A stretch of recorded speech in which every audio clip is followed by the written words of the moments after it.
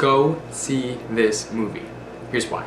So back in 2008 when Cloverfield came out, a lot of people loved it, including myself, and when they said there was going to be another one released in the coming years, we all got excited. Well, 2009 came, and 2010, 2011, 12, 13, 14, 15, and now here we are. Now in the beginning of 2016, still no one knew 10 Cloverfield Lane was coming out. It was until, I think the movie The Finest Hours or 13 Hours, the Michael Bay movie, that we saw a trailer for this movie. And honestly, when I heard they were going to make a sequel, and it just kept getting delayed, I was like, no, it's not going to happen. It's just a one-off thing. But when I saw the trailer for this, I knew that it was worth the wait, and it really is. The directing, the acting, the sound editing, everything makes this movie almost perfect. There's only a couple things I don't like. Let's talk about those real quick, and then I'll talk about what I do like. Stuff that I didn't like was, one, the name, 10 Cloverfield Lane. Honestly, this movie, and this is a spoiler in any way, but the main core of this movie does not have to do with Cloverfield in any way. It's not until the ending. It was originally supposed to be called The Cellar, which I think is a way more intriguing name, but 10 Cloverfield Lane, I mean, it's a name that works since it is part of the Cloverfield universe, I guess so now.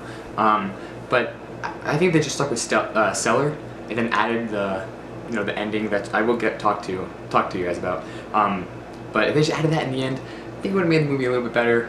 Just because the name tends to the name itself tells you a lot about the movie, knowing that's a Cloverfield movie. So, that out of the way. Another thing I didn't really like was the fact that, well, the ending. The whole movie is so tense and it's so claustrophobic, but directed in this way. And then at the end of the movie, it's almost like it still has that the tension and the thrill of it, but it tends to go more into the action-y side of things, which isn't a bad thing necessarily, but it just kind of seems out of place with the movie, with what the whole movie has set up so far. So the ending did kind of seem a little mumbo-jumboed as far as from the whole film, and then the ending, it just seemed kind of out of place. Not that I necessarily think that it was a bad ending, but I think that it was a different kind of tone, the ending. But nevertheless, it was still, I still think they wrapped it up the best way they could. I really don't know another way they can do it. Some people say just leave it at a cliffhanger. Honestly, I think more people would be upset if it was a cliffhanger than what the ending is actually what it is. So I think what they do with it was smart and was the most, was the wisest thing, the wisest choice to be. But let's get into things I do like, because I liked a lot about this film. John Goodman's character in this movie is fantastic.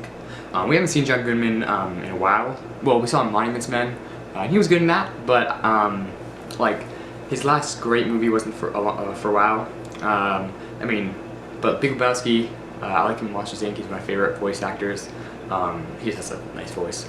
And then this, I think, are like this and Big Lebowski are his two best movies, because his acting in this is so different than what he's done so far, because it's unsettling while being like you care for him, and that's something really hard to do.